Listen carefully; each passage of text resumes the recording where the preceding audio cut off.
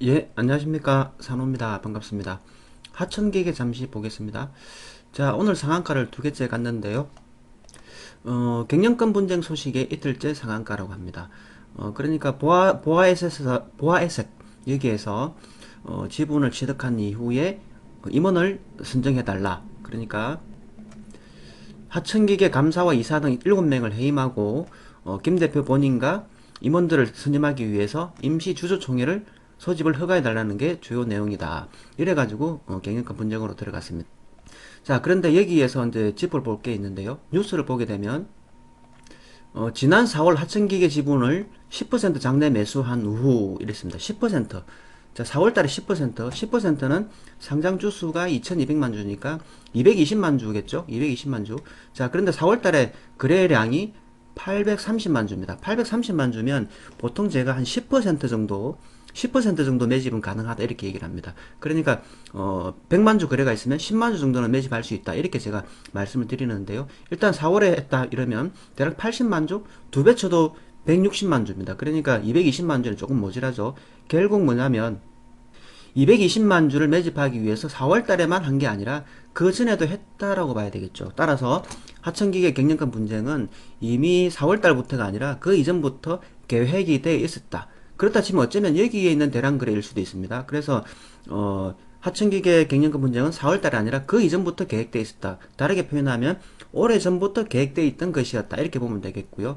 그리고 이제 하천기계가 이제 원래 사람들 눈밖에 나게 된 게, 이렇게 하락하게 된 게, 원래 조국 관련주였죠. 조국 아시죠?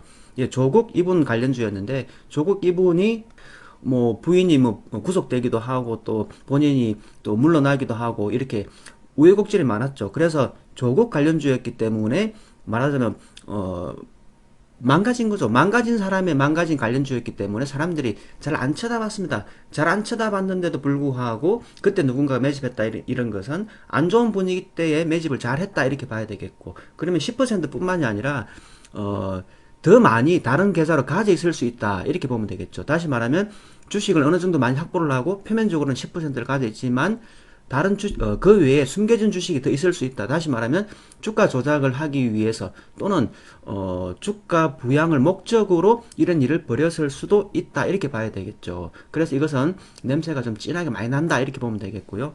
근데 이제 제가 냉정하게 평가를 해보면요.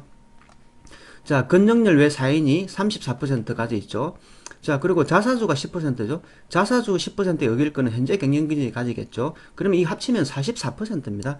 44%이기 때문에 경영권을 위협당할 지분율은 아니다라는 얘기죠. 그래서 표 대결로 간다 하더라도 당연히 건정열 이쪽에서 이길 수밖에 없습니다. 근데 지금 현재 경영권 분쟁이 벌어진 것은 한마디로 현실성이 떨어지는 쇼일 수도 있다 이렇게 볼 수 있겠죠. 그래서 실제로 경영권이 넘어가거나 그러지는 않을 것이다 생각하고 표결로 갔을 때도 이긴다, 기존 경쟁진이 이긴다 이렇게 봐야 되겠습니다. 자, 그런 정도로 보고 있고요. 자, 그런데 지금 현재 주가의 위치는 여기죠. 여기입니다. 여기입니다. 여기니까 어딥니까 여러분? 앞쪽에 대량 거래가 있었던 고점이 있습니다. 그러니까 올라가면 두들겨 맞을 자리가 있다 이런 정도로 봐야 되겠고, 추격 매수를 한다 치면은, 만약에 여러분이 추격 매수를 한다 치면 여기에 두들겨 맞고 떨어질 가능성을 당연히 생각을 해야 된다. 예, 추격 매수가 조금 위험하다. 추격 매수가 조금 위험하면 어떻게 해야 될까요? 조금 사면 됩니다. 조금 사고 나서 많이 하락하면 다시 살 수도 있겠죠. 그게 아니라면 어떻습니까?